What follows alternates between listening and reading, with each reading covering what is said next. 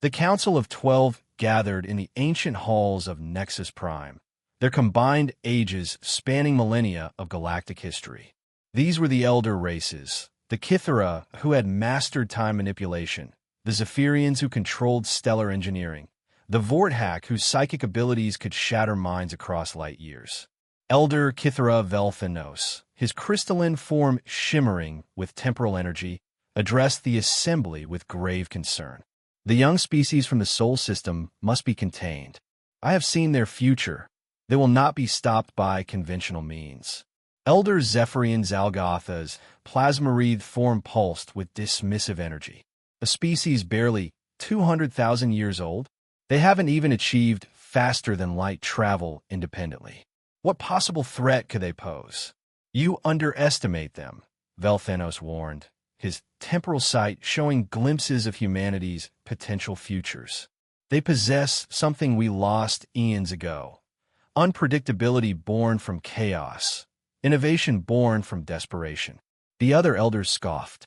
The Trilaxians had conquered 3 galaxies through pure technological superiority. The Omnari had transcended physical form and existed as pure consciousness.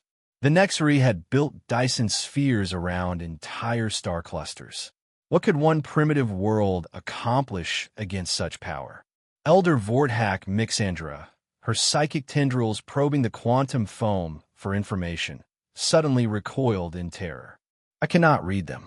Their minds, they're shielded by something I cannot comprehend. It's as if they think in patterns that defy psychic analysis. Impossible, declared Elder Trilaxian Corvex through his mechanical avatar. No species can resist our combined might. We have technologies that predate their solar system. But Velthanos had seen the warnings across multiple timelines. Overwhelming force.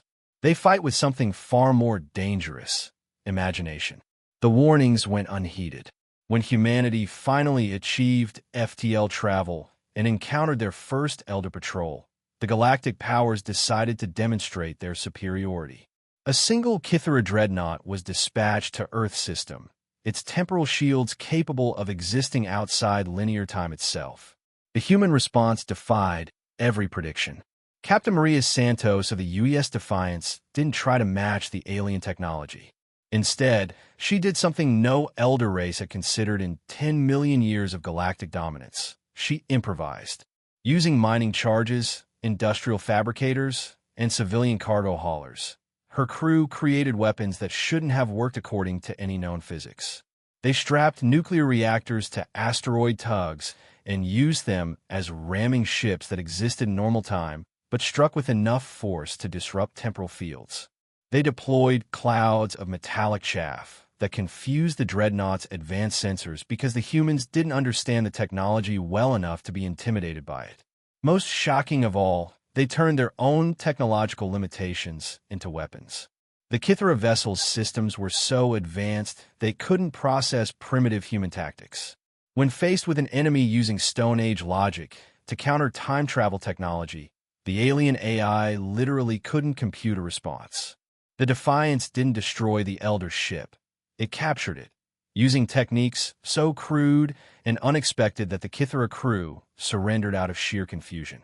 Word of humanity's victory spread like wildfire across the galaxy.